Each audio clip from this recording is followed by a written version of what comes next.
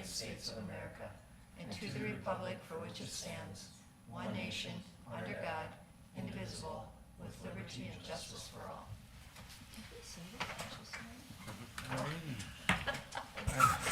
Yes, we did. I'll call the meeting to order. Next on the agenda is agenda approval. Is there any changes or additions? If not, I'll ask for a motion.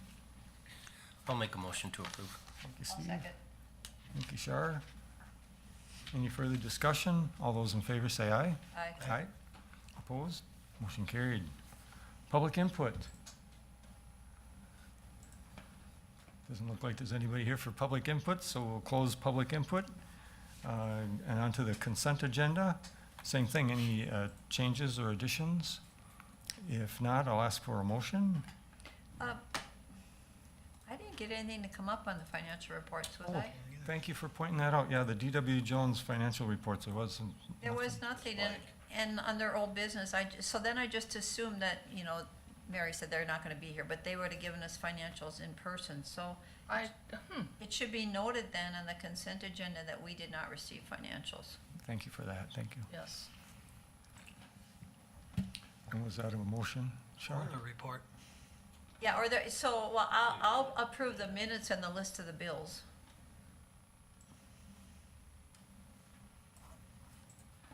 Okay, I'll second. Thank you, Steve.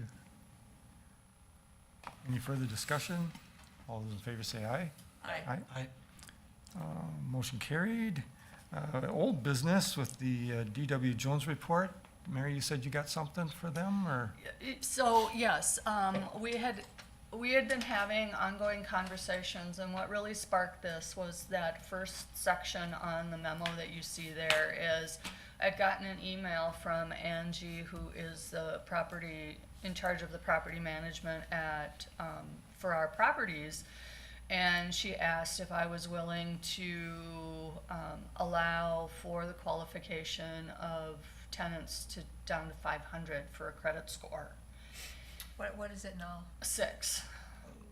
Okay. So I asked some additional clarifying questions. One was, is it strictly a credit score, or is it some sort of a residential score, which impacts not only just credit, but some other things? And then what are the rest of sort of the information? And I said, I'm not comfortable making that decision because I just think it's too low.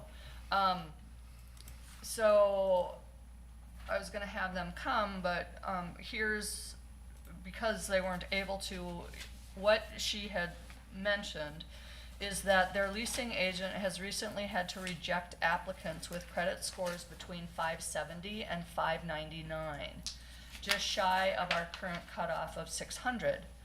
We already require a cosigner for applicants below 600. Would you be open to adjusting the minimum credit score to 550 to expand our applicant pool while maintaining safeguards? This is in particular related to the Meadows Edge property, I believe. They have had and I thought you had gotten these reports. I don't know why they're not attached, but Meadows Edge currently right now, which is the southernmost of the two buildings over by Walmart, so the Edge is the south one. It's the newer construction one. They're at 86% vacancy rate, or 86% occupied. So they've got, would that be about 5 units empty? And sort of the rest of the question is it credit score alone? That's why, why aren't they getting better applicants?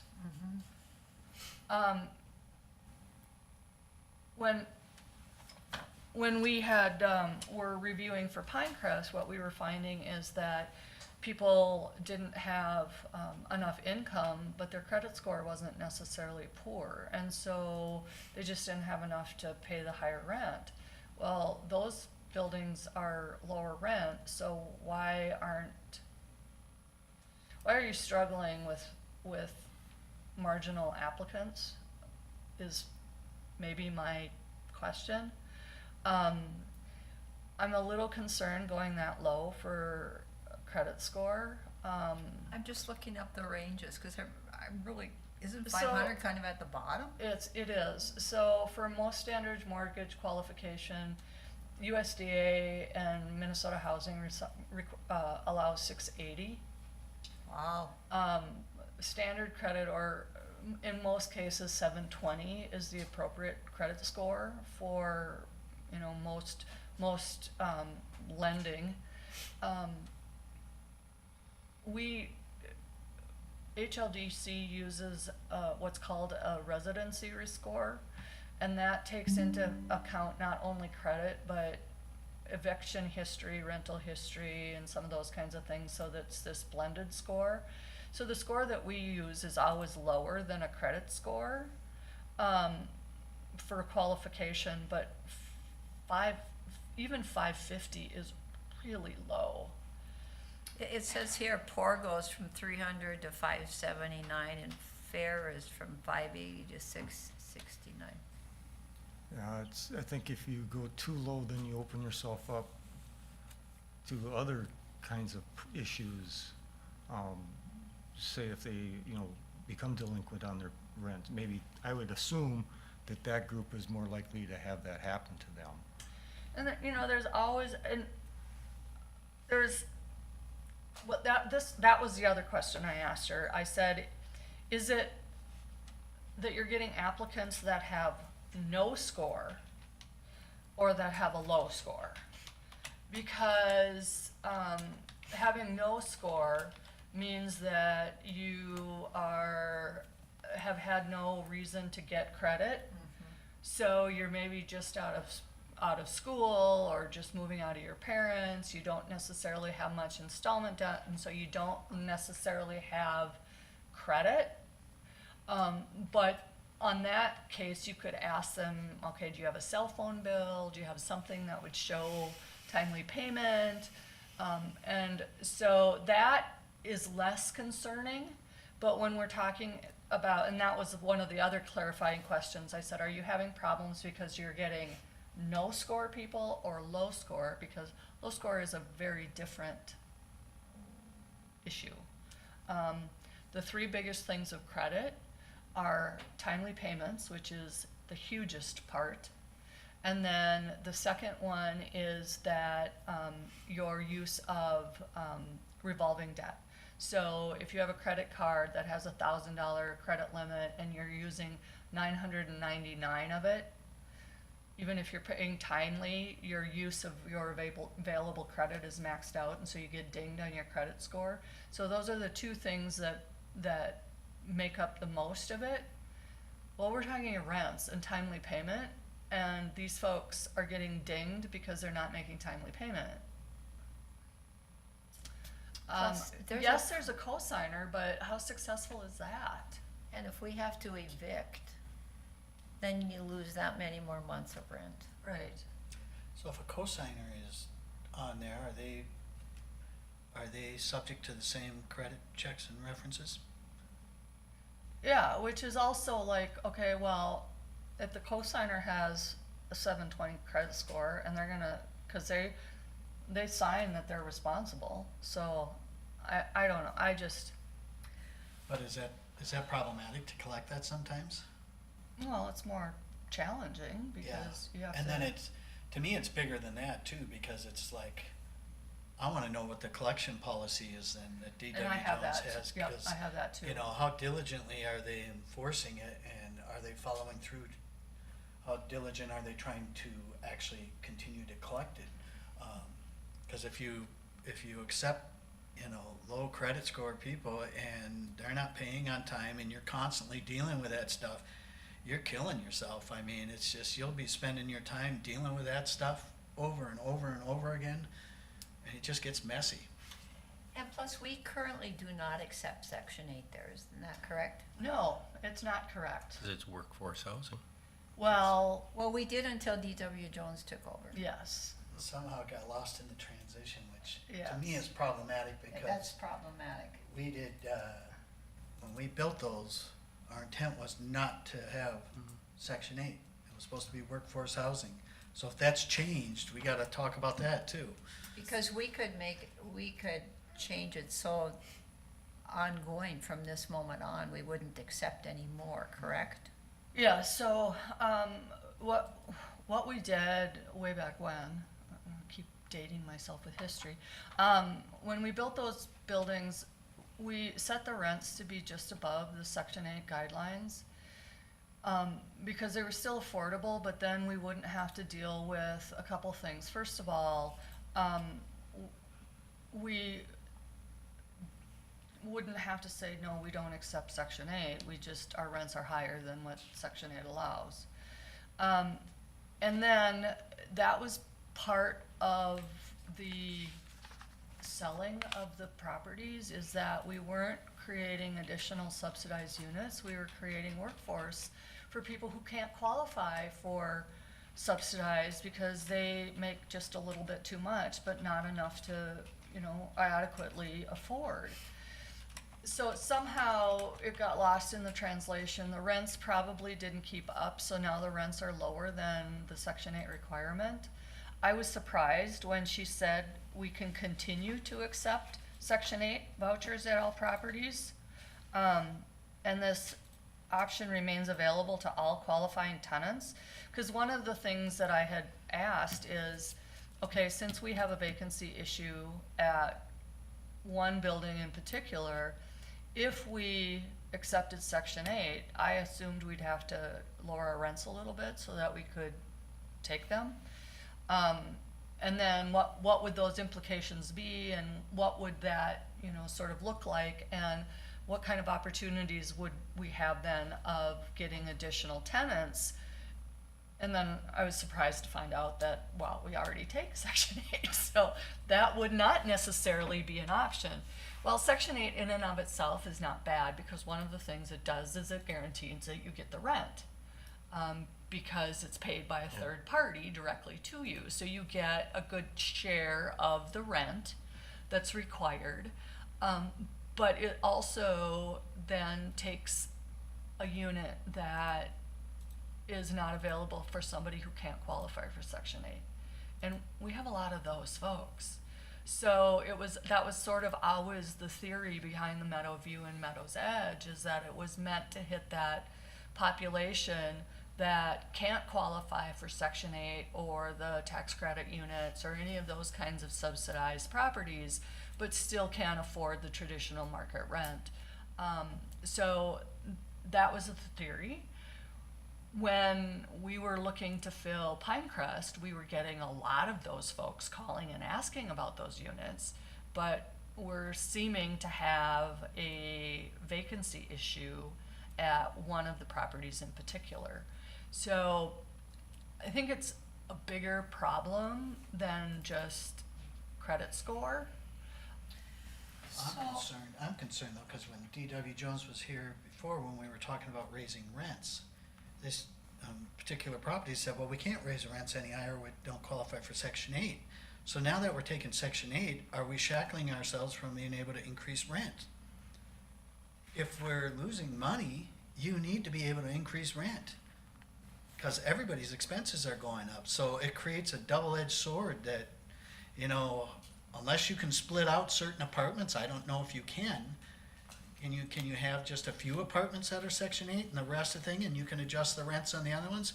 But then is that really right to be doing in one apartment?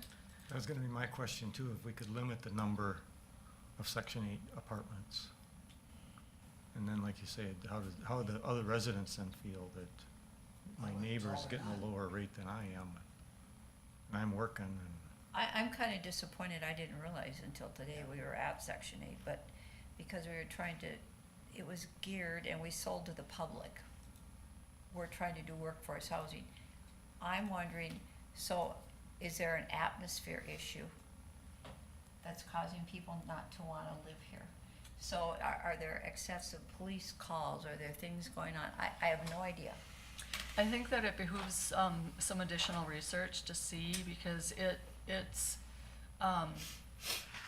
it's interesting to me that the theory behind that those properties would lend them to be full all the time, and we're having what I think is an excessive vacancy issue, so much so that they're looking at dropping the credit score, meaning that we aren't getting very qualified applications, and that surprises me. So I think that there's some additional research necessary on what that is and So- how to do something about it. I'm super concerned here, because if we accepted Section 8 already in the apartment, and somebody comes in and applies and wants to use Section 8, can they be denied?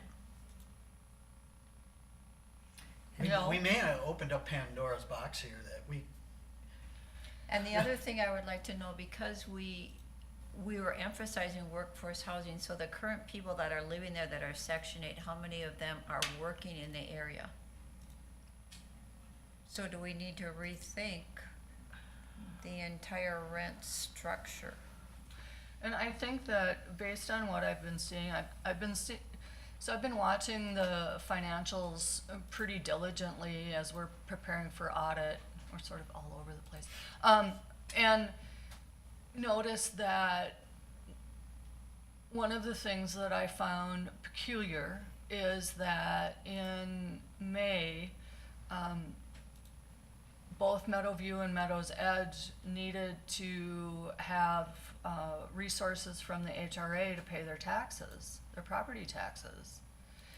And in '23, they had a profit they had a positive cash flow after you subtract depreciation.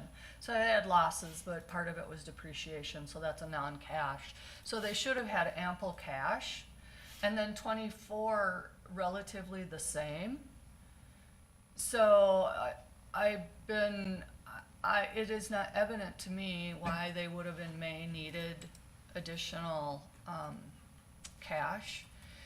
And what Angie told me is, because I asked her about it, and what she had said was that, well, if we would have done the 10% rent increase instead of the 7%, then things would be fine. And I'm thinking, well, that's, what's that have to do with cash?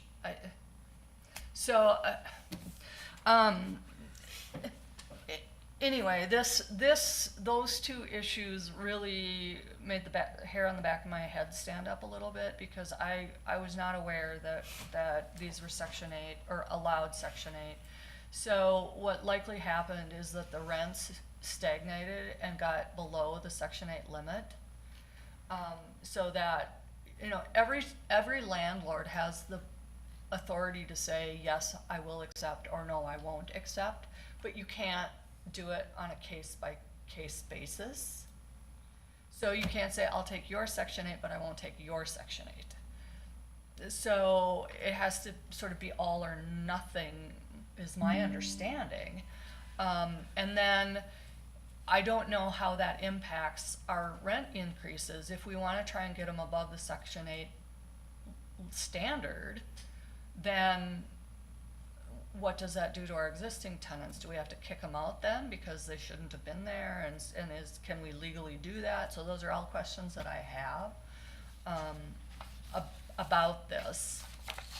Well, I would think that the residents wouldn't have to be moved as long as you had a contractual agreement with them that, if they do move, then that apartment does not continue to be, Section 8 qualified.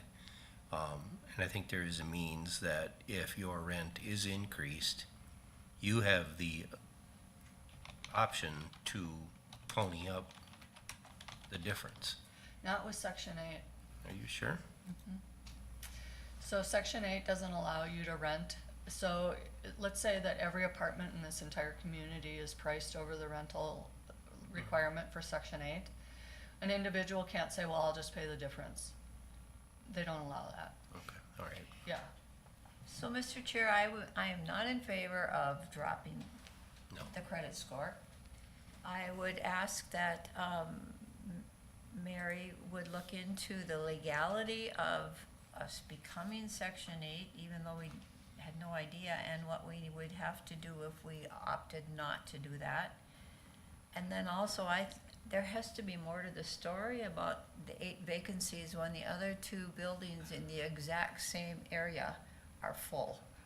I might phrase that a little differently because Go for our it. intent was to not be Section 8. That's what I mean. So Yeah. how did we become Section That's 8? And how do exactly. we get away from accepting Section 8 Yes. and get back on our original intent again Yes. with those apartments? And also, what's the number of tenants right now that are using Section 8?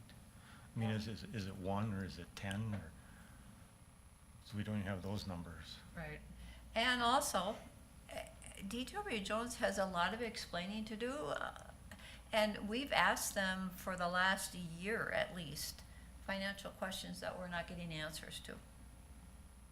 And I am getting, and I spend a fair amount of time, I'm really disappointed that for some reason I'm still learning this agenda software, and so I'm sure I didn't attach something correctly.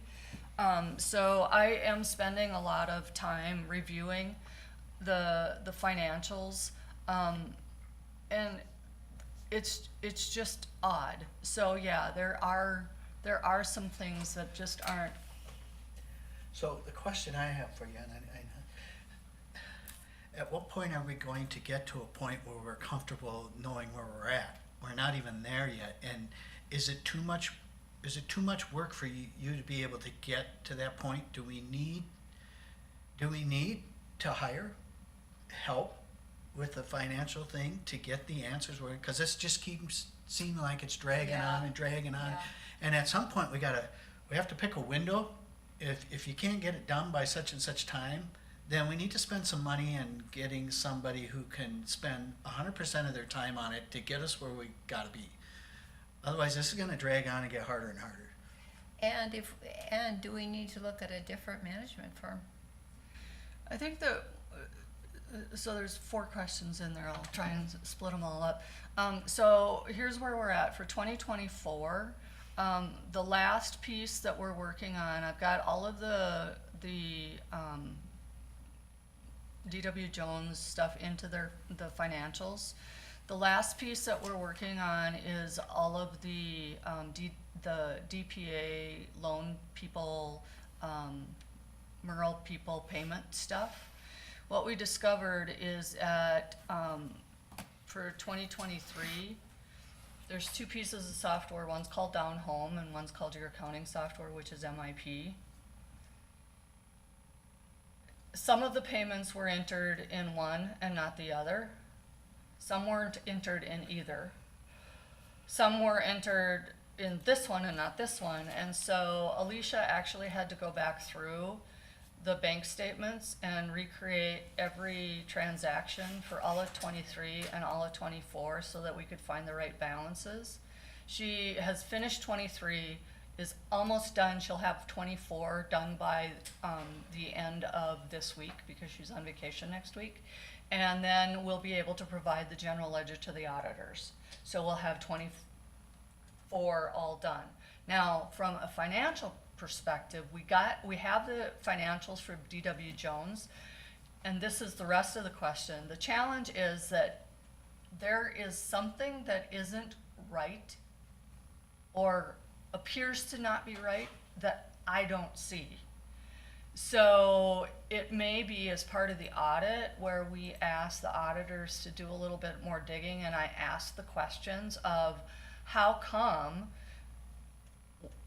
we see these and these should be cash balances and yet we're still being asked for more cash.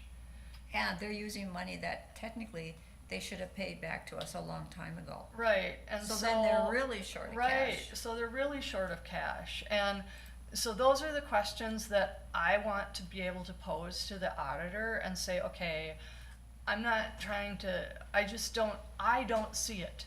I don't see why we should be going on this trail. We have started providing information to the auditor. Miller McDonald did agree. I have the engagement letter, which I forgot to print. And so we're working on getting them the information, and those are the very questions we can ask them is, okay, I'm missing something, or we're missing something, where are they at? Their financials are taken completely separate from what's going on with ours. As soon as we get those payments entered, our financials are ready to go. And so we just have to print them, but I haven't wanted to provide them because they don't have the right balances yet. And all of the bank recs and stuff have been taken care of. So we're within inches of being able to do that. And then the audit will have rectified that, and we can ask some of those questions. So I don't think that we need a consultant to finish it up, but I do think that we need potentially a little time for this just learning, because I really don't see it. I don't understand why we've got this and then this, or why is this and then this. They just don't, you know, I've spent 30 years in accounting, and I don't understand what's going on here. I Something's just don't not want to be happening. here 4 months, 5 months from now, Yeah. in the exact same spot we are. Yeah, Yeah, because we've actually been here for 'Cause 5 this years. just seems that way. I mean, it's just like, yeah. yeah. How does DW Jones advertise?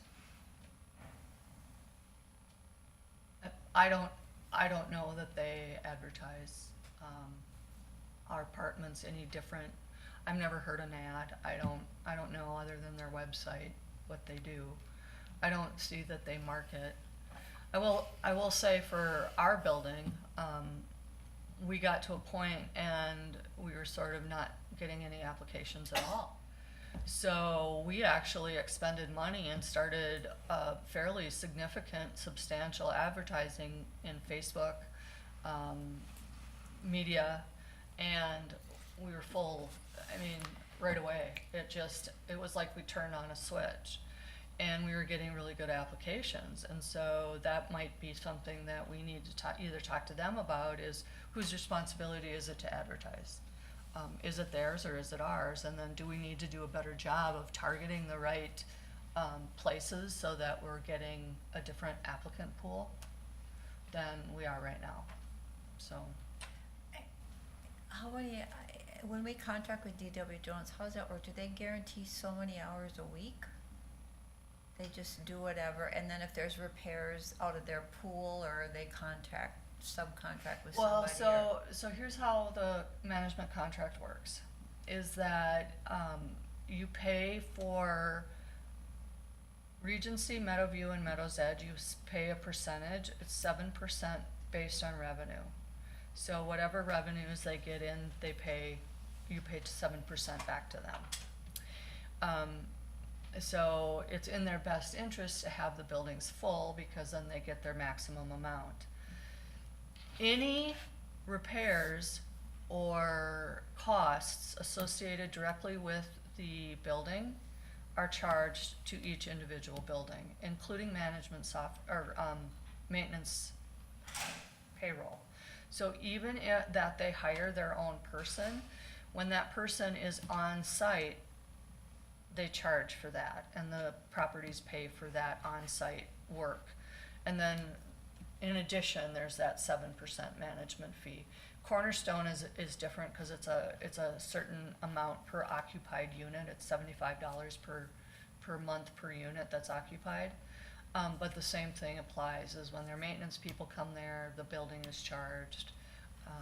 And in theory is that their maintenance people are on a salary, so it's cheaper than hiring a lawnmower to come and mow, or a plumber to come and fix, and those kinds of things. So if you figure 7% of the revenue, because I don't have any papers in front of me, how much is that a year? Is it collected revenue, I'm assuming? About 70,000.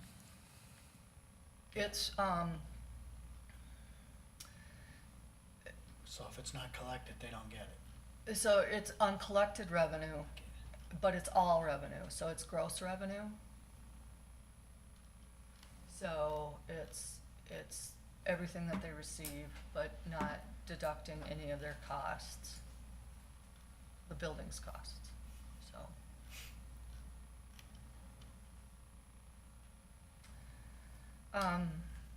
One last thing before we move on, just, I did ask about their collection processes, so I'll read what, she provided me, is, tenants who fall 1 month behind on rent receive a 15-day notice of intent to evict, of their intent to evict, allowing tenants, Cornerstone is a different rule because it's a different kind of property. Then, once they get that notice, it's posted on the tenant's door. The team follows up with a phone call to discuss available options, which include payment in full by the date indicated on the notice, a guarantee of payment from a verified agent, approved payment plan signed and accompanied by an initial payment, and or acceptance of a move-out notice. If none of these options are received by the deadline, we proceed by filing for eviction. Court hearings typically take 2 to 4 weeks. If the tenant appears in court, they are assigned legal representation and may negotiate a payment plan to retain their housing. Failure to comply with court-ordered plan results in filing for a recovery to regain possession of the unit. In cases where tenants vacate without settling their balance, debt is forwarded to collections. Which is what? The chances of recovery is next to nothing. No, it's minimal, if any. So, that's the process that they follow. So ultimately, once a person gets 30 days late, it's probably it's 3 months before you can really get somebody transitioned in. Which is a reason we don't wanna lower the credit Yeah. score. Yeah, and going back to the credit score, you said what, 579 gets you into the fair? 580 is fair, yeah, let me look it up for sure again. You know, I could see going to that, but. I would- 580 to 669. Okay. You know, because they're still in the fair category, but I like too, where Mary was talking about, you know, you have other things that you look at too, are they getting, have they been evicted before and, you know, stuff like that, so. So I guess if there's nothing else, hopefully we'll get No, I'm a little uncomfortable taking action on this credit score thing until we get a little bit more information about definitely. those things, and we'll continue to do that, so. So nowhere in their collection policy does it say anything about write-offs. No, Those should be coming to here prior to approval. so that was the other thing I noticed when I was reviewing the financials at the end of the year, is that they had, in a couple of the properties, substantial amounts of write-offs that they just booked.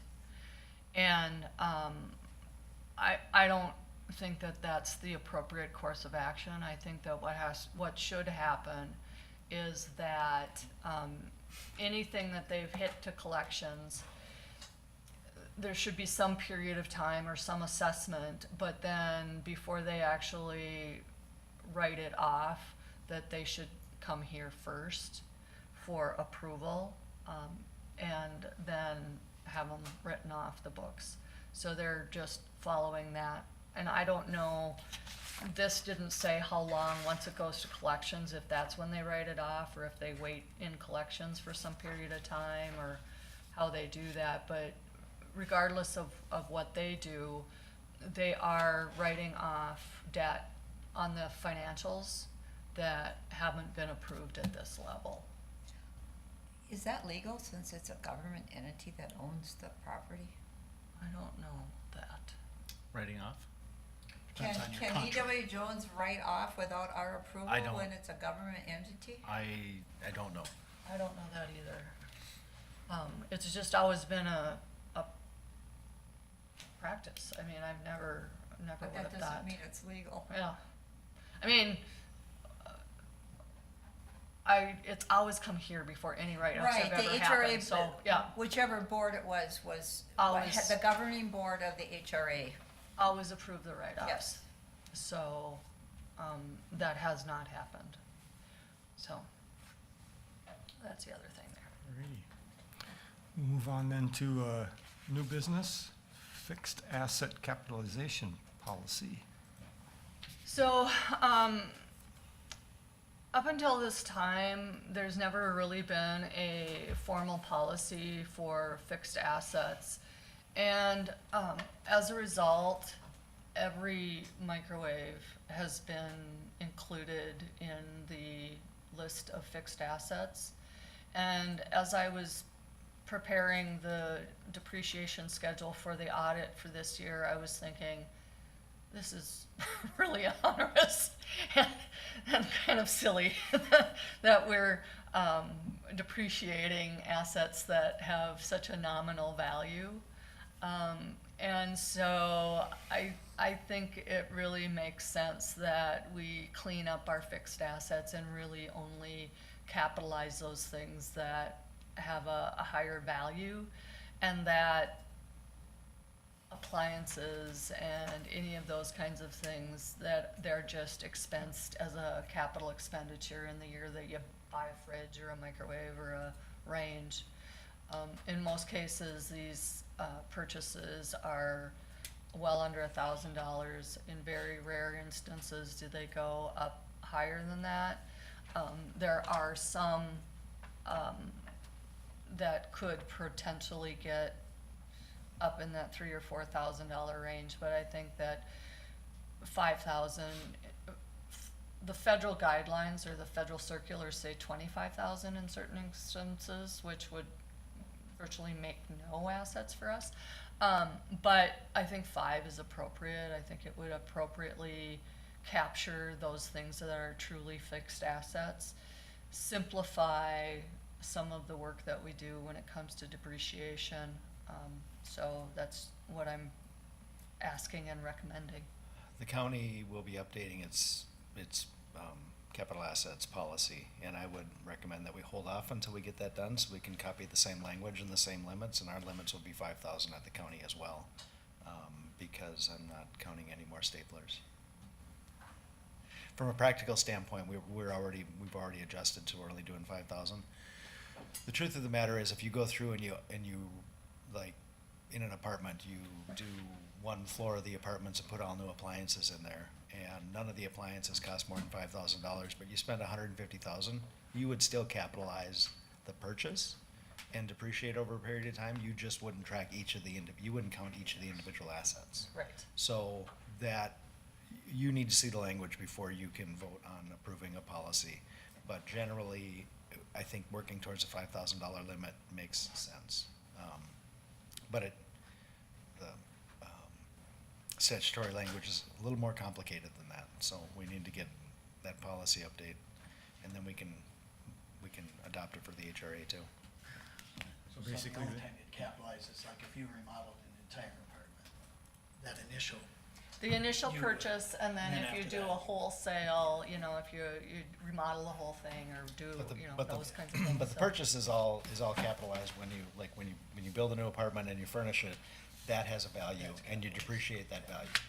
10 years later, when you go through and you put in all new floor finishes and update appliances, you're gonna have a number and you're gonna capitalize that number too, but not the individual pieces, Not one piece at a because time. none of it costs more than 5,000. Right, yeah, so we want to table this, yes, please. okay, a motion to table.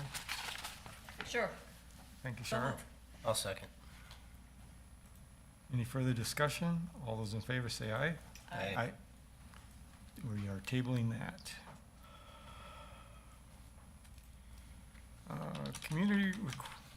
Community request.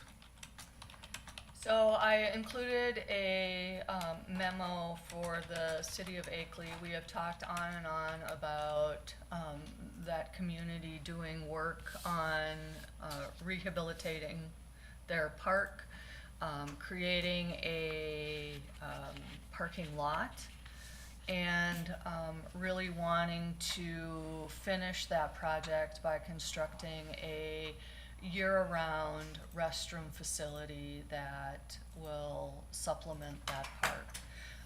They have worked very hard and been able to raise a good share of the resources. The bids came back in and they're just north of $200,000, initial bids. They haven't bid, they have an initial projection. They need to do bids, but they're just north of $200,000. They need this little bit extra to put them over the top so that they can actually go to bid and get the project done. So on behalf of that community, I am requesting that the county consider granting this request so that they can build their bathroom. And where are the funds coming from? We have a couple options. One is that we could use some of our EDA resources for that. I think that based on, I alluded to it, Derek has that Placer AI stuff, and so I had him run a report based on the parking lot. And visitors have actually increased because of the parking lot. And the other thing, I know, isn't it interesting? The other thing that's really interesting about being a data geek, so one of the things is that, of course, their Paul Bunyan days, there's this huge spike of visitors, but there are visits before they go to the parking lot and then after, and it's local businesses. So they're either coming from a business to the parking lot or going from the parking lot to a local business. So there really is a relationship between the parking lot and the economics of what's going on in that community. So it's kind of cool, and I thought I would maybe give this to you, and then you can look at it and see. Since Well, it's your I know district. I know it's busy there. A lot of the vehicles I see there aren't local vehicles. But it's interesting to see how people that utilize the parking lot do other things. Some of them use the Heartland Trail. There's a lot of people that stop there and go bicycling and things like that. I don't know if they're patronizing local businesses or not. I can't speak to that. But this project has been a long time coming. They really have worked hard to get to where they're at. And Mary's helped them a significant amount, and I appreciate that. When initially they started talking about needing extra funds, it certainly wasn't this dollar amount. It was quite a bit less when we first started having discussions, so I'm quite surprised that it's this much. But they've gotten this far, I guess I would, and it's been through a lot of community effort. I would like to push them over that top, but And one of the things that I will note is that since this number, they did get an additional $20,000 from the bank, so it's probably less than this. But if we could say up to, so that, and two things are going to happen. First, they're going to actually get bids for an actual amount, but I didn't want them to bid and then be short. yeah. So if we are pretty sure that they have the money to support what we think the cost is going to be, once we know exactly what the cost is, then the county contribution will be backed down to just be the difference that they need, if that was what your desire would be. I guess the only thing that I was just considering was that I don't know if anybody spoke to the DNR, because they benefit greatly from a bathroom and a parking lot being there. I know they didn't want to get rid of the designated parking over on the north side of the trail, because that was also an alternate helipad in a medical emergency. But they didn't really want to earmark anything to do any other thing, any other project or anything like that. But that's one entity that I didn't know if had been contacted to see if they would find a means to participate in this. But and I didn't know about the bank. That was one thing I didn't know about. And I know there's other people in the community that have wanted to put something up, but they're hesitant because is it ever going to get done? if I can see it being completed, hey, I'll participate, but other than that, I don't wanna stick my neck out there and then not get it done, you know, then it'll be one of those drag on forever kind of projects, but, yeah. We have current dollars in budgeted EDA funds to cover that amount, up to that amount. That we had budgeted earmarked for this? Well, for economic The development. money set aside for economic development. Development. There's money that hasn't been spent this year for that. Well, 50,000 or 55,000 sounds a lot more doable than 75. I know you want up to 75. This has been a long time. Akeley has asked us for money for years. Just get it done. Yeah, and so, Just get it done. Yeah, I would support it too. It's one of those things where it's one thing in the county that would help, that part of the county and. right, and it's in a part of the county we don't spend, we haven't supported a lot. And they've done a lot in that city. I mean, with the Highway 34 being redone and this project itself and stuff, it looks like to me that they're trying to do something to improve their community. Yeah, And the Parks Department gave them $65,000 a couple of years ago yep, they did. to bridge the gap on that parking lot project. Yep. Which is why the Parks Department is not interested in helping right now, when I can understand with their budget, they wouldn't have access to that.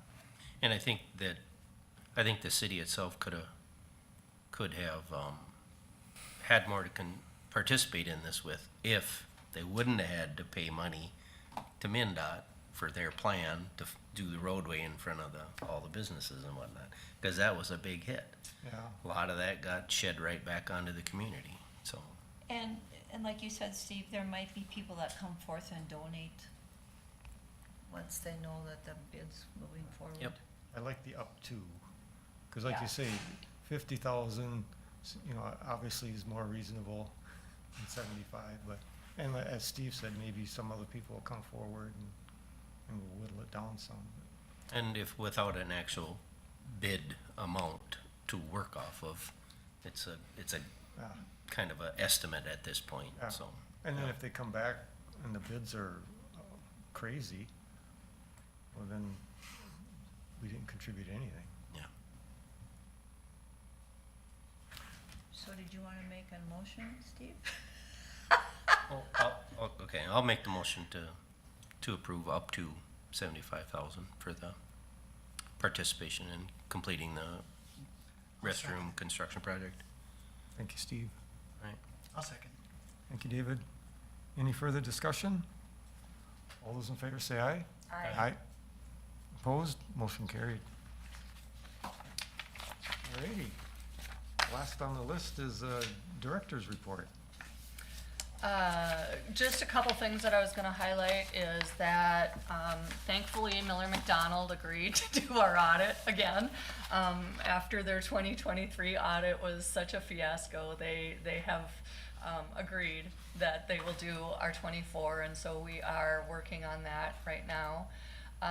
We have gotten the county line, we had a hiccup when it came to a title opinion.